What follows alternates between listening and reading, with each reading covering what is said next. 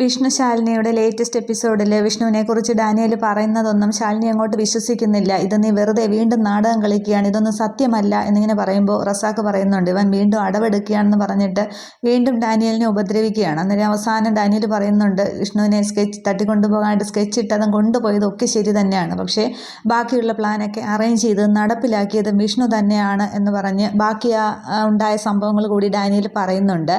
വിഷ്ണു അവിടെ ഡാനിയലിനെ ഓഫർ ചെയ്യുന്നതൊക്കെ പറയുകയാണ്. അതിനുശേഷം രണ്ടുപേരും കൂടി ഡീൽ ഉറപ്പിക്കുകയാണ്. അതിനുശേഷമാണ് ഡാനിയലാണെങ്കിൽ ശാലിനിയെ ഫോൺ ചെയ്യുന്നത്. വിഷ്ണു ഞങ്ങളുടെ കസ്റ്റഡിയിലുണ്ട്, 50 ലക്ഷം രൂപ വേണമെന്ന് പറഞ്ഞ് ചെയ്യുന്നതൊക്കെ. അതിനുശേഷമാണ് വിഷ്ണുവിൻ്റെ നിർദ്ദേശം അനുസരിച്ചാണ് പമ്പ് ഹൗസിൽ പൈസ കൊണ്ടുവരാൻ പറയുന്നതും അവിടെ ശാലിനിയെ കൊണ്ടുവന്ന് വയ്ക്കുന്നതും അതിനുശേഷം ഒരു ബൈക്കിൽ വന്ന് എടുത്തുകൊണ്ട് പോകുന്നതൊക്കെ വിഷ്ണുവിൻ്റെ അടുത്തേക്ക് തന്നെയാണ് കൊണ്ടു ചെല്ലുന്നതൊക്കെ.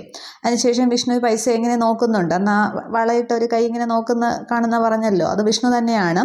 അന്നേരം വെച്ച പൈസ ഇല്ലല്ലോ, നിങ്ങൾ പോലീസിനെ അറിയിച്ചല്ലോ, അതുകൊണ്ട് 3 മണിക്കൂർ കൂടി നിങ്ങൾക്ക് സമയം തരും, അതിനുള്ളിൽ ബാക്കി പൈസ കൊണ്ടുവരണമെന്ന് പറയുകയാണ്. അന്നേരം വിഷ്ണു അവിടെ നിന്ന് ഇങ്ങനെ ഓരോന്ന് പറഞ്ഞു കൊടുക്കുന്ന അനുസരിച്ചാണ് ഡാനിയേലി പറയുന്നതൊക്കെ. അല്ലെങ്കിൽ കൊന്നുകളയും, കായലിലോ കുളത്തിലോ ഒക്കെ കാണുമെന്നൊക്കെ വിഷ്ണുവാണ് പറഞ്ഞു കൊടുക്കുന്നത്. അതനുസരിച്ചാണ് ഡാനിയേലി ശാലിനിയോട് പറയുന്നതൊക്കെ.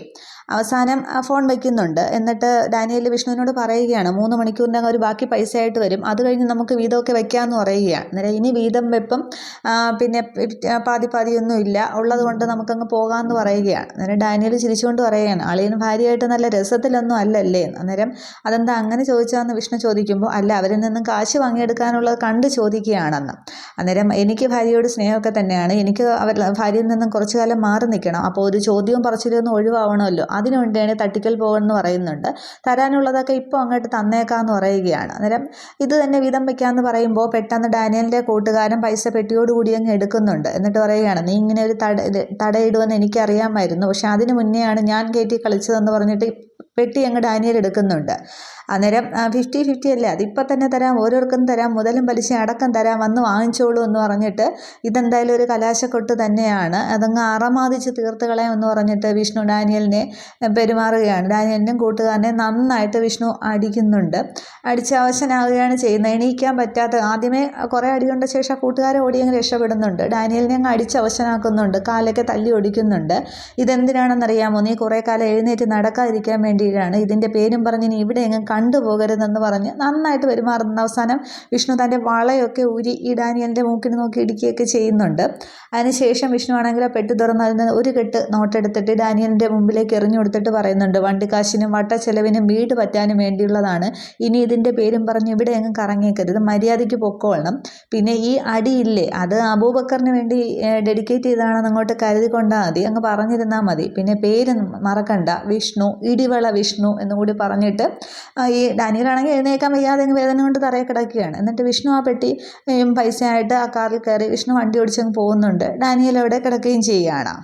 തുടർന്നും ശാലിനിയാണെങ്കിൽ ഇതങ്ങോട്ട് വിശ്വസിക്കാനായിട്ട് കൂട്ടാക്കുന്നില്ല. റസാക്കിനോട് പറയുന്നുണ്ട് ഇവൻ വീണ്ടും നാടകം കളിക്കുകയാണ്, സത്യം പറയുകയല്ല, അവൻ ഒന്നുകൂടി ചോദ്യം ചെയ്താൽ ഇവൻ പറയുന്നൊക്കെ പറയുമ്പോൾ വീണ്ടും റസാക്ക് ഡാനിയലിനെ ഉപദ്രവിക്കുന്നുണ്ട്. അവസാനം ആകെ അവശനായിട്ടാണ് ഡാനിയൽ നിൽക്കുന്നത്. കാല് പോലും നേരെ നിലത്തങ്ങോട്ട് കുത്തുന്നില്ല.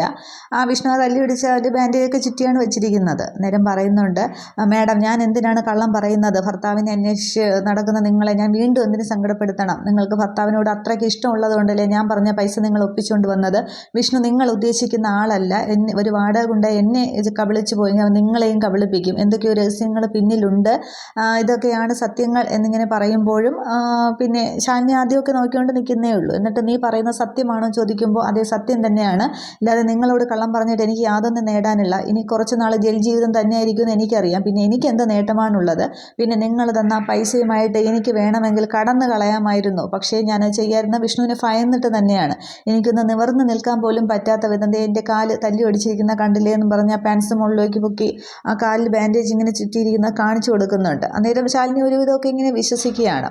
എന്നിട്ടാണെങ്കിൽ ഈ ശാലിനി ആണെങ്കിൽ റസാക്കിനോട് പറയുന്നുണ്ട് അറസ്റ്റ് രേഖപ്പെടുത്തണ്ട, ഇനിയും ഇവനിൽ നിന്ന് ഒരുപാട് സത്യങ്ങൾ നമുക്കറിയാനുണ്ട്, അവന് പിന്നെ വെള്ളം പോലും കൊടുക്കണ്ട, ഒരു ദാഹിച്ച വെള്ളം കൊടുക്കണ്ട, ഭക്ഷണവും കൊടുക്കണ്ട, ഇവിടെ തന്നെ നിങ്ങളുടെ നിരീക്ഷണത്തിൽ ഇവനിൽ നിന്ന് സത്യം പറയാനായിട്ട് ഏത് വഴിയും റസാക്കിന് സ്വീകരിക്കാം എന്നിങ്ങനെ പറയുകയാണ്.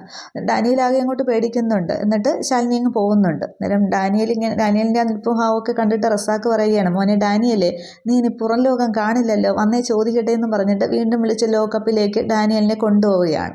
അതേസമയം അകത്ത് കാറിൽ പോകുന്ന ശാലിനിയാണെങ്കിൽ ആ ഡാനിയൽ പറഞ്ഞ കാര്യങ്ങൾ തന്നെ ഓർമ്മിക്കുകയാണ്. വിഷ്ണുവിനെ തട്ടിക്കൊണ്ടുപോകാൻ സ്കെച്ചിട്ടതൊക്കെ ഞാൻ തന്നെയാണ്, പക്ഷേ പിന്നീടുള്ള പ്ലാൻ നടപ്പിലാക്കിയത് വിഷ്ണുവാണ്. വിഷ്ണു നിങ്ങൾ ഉദ്ദേശിക്കുന്ന ആളല്ല, അവൻ എല്ലാവരെയും കബളിപ്പിക്കും എന്നൊക്കെ പറഞ്ഞത് ശാലിനി ഇങ്ങനെ ഓർത്തോർത്താണ് കാറിലിരുന്ന് പോകുന്നത്.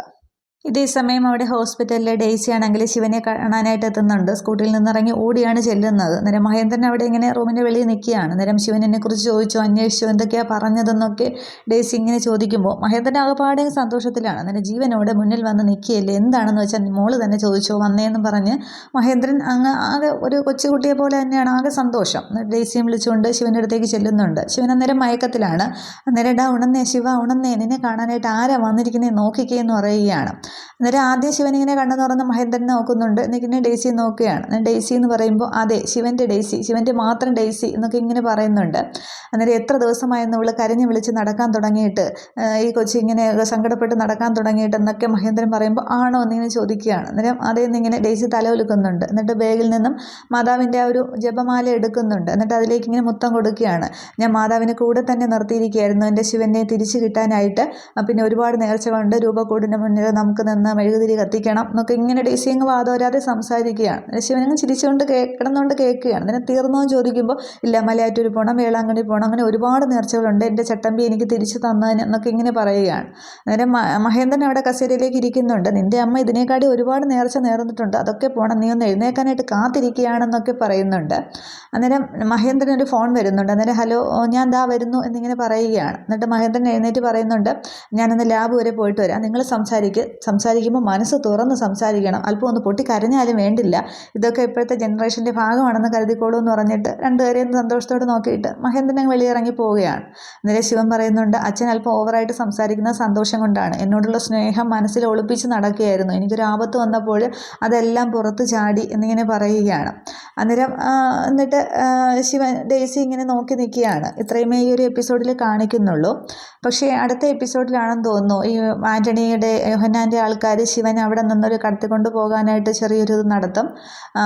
അന്നേരം പക്ഷേ ശിവനൊന്നും ചെയ്യാനായിട്ട് സാധിക്കില്ല, അതിനെ ആരെങ്കിലും കാണുമോ ഇല്ലയോ എന്നുള്ളതാണ്. പിന്നീട് വിഷ്ണുവിൻ്റെ കാര്യവും ശാലിനി കമലിനോട് പോയി ചോദിക്കുകയാണ് ചെയ്യുന്നത്, നിൻ്റെ ആശാൻ കളിക്കുന്ന ഈ ഒരു നാടകത്തിൽ നിൻ്റെ റോൾ എന്താണെന്നൊക്കെ പറഞ്ഞ് കമലിനോടും ചൂടാവുന്നതും പിന്നീട് എന്തൊക്കെയോ രഹസ്യങ്ങളുണ്ടെന്ന് ശാലിനിക്ക് മനസ്സിലായി. അതൊക്കെ ശാലിനി കണ്ടെത്തും. അതൊക്കെ കാണാം. Okay, thank you.